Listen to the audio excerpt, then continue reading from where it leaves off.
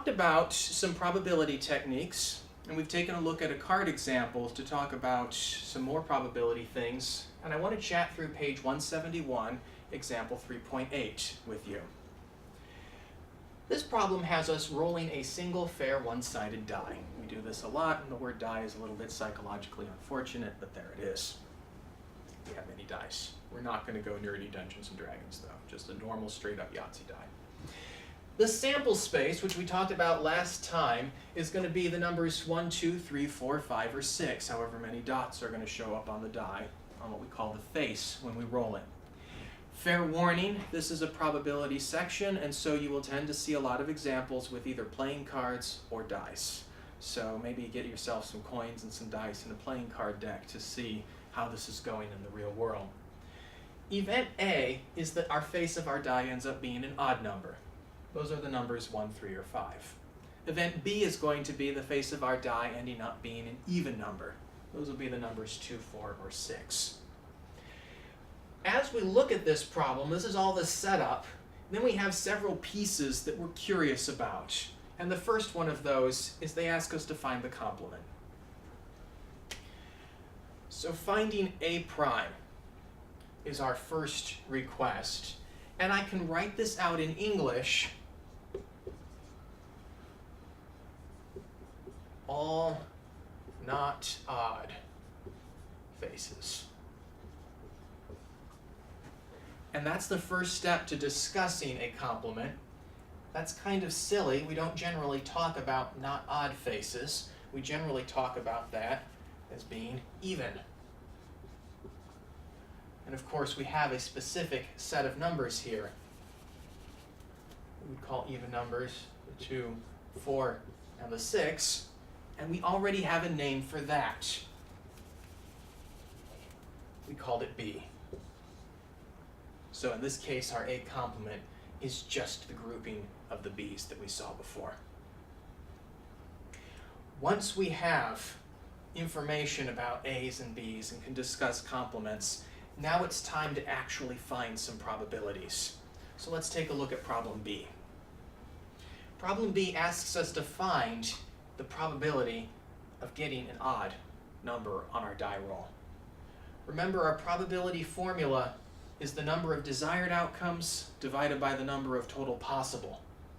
Our total possible for a normal die is 6.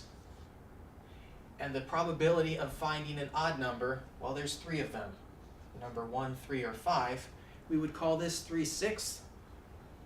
I would be more likely to simplify and call this 1/2.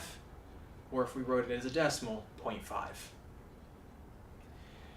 Since B complement is A and A complement is B, it's not too surprising that no matter which way we go for this part C, find the probability of getting an even die, we're still going to get the same value. And this is very interesting because one of the things you want to remember with probability is that once you talk about all possible outcomes, those should all add up to 1. I remember it this way. There's a 100% chance that something should happen. Once we've got some of these introductory numbers, then we tend to start finding ever fancier ways to discuss the outcomes and the events that we're interested in. So let's take a look at D. Part D asks us to look at a set, unfortunately called C, but it's capital C, and that's little d, so follow along. C is odd numbers that are also larger than 2. That's the English description. Let's go ahead and replace odd numbers that are larger than 2 with an actual set of numbers. If I look at my whole list, odd numbers that are larger than 2 include 3 and 5. We haven't changed our total possible. For this set of die rolls, since we're only rolling 1, it's always going to be 6.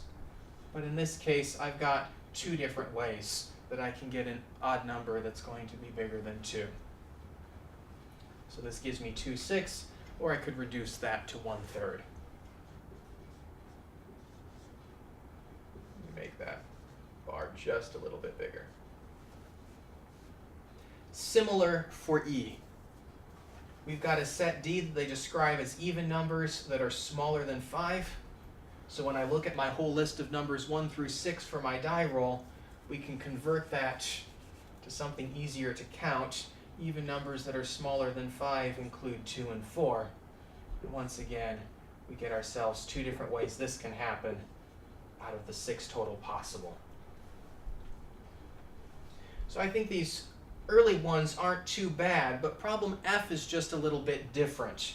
Problem F asks us, are C and D mutually exclusive? And we have to figure something out about this. To figure this out, we first have to know what the word mutually exclusive means.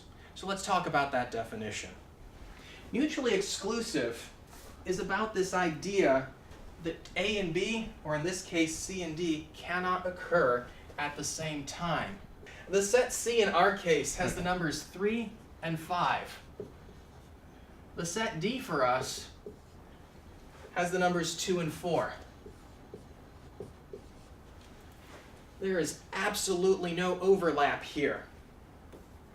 And mutually exclusive tells us that the probability of the first one and the probability of the second equals 0. And that makes sense because we have a total chance of 6, and to be living in both set C and in set D, that never happens. So our desired outcome here would be nothing, which would give us that 0. This is the calculation, and since this calculation works out to 0 for C and D, then we say these are mutually exclusive. There's a very similar process for the events A and B being independent, except in that case you have some multiplication to do. So watch out for both definitions and calculated ways of discovering if something will fit that definition, because that's something we'll do a little bit in these sections as well.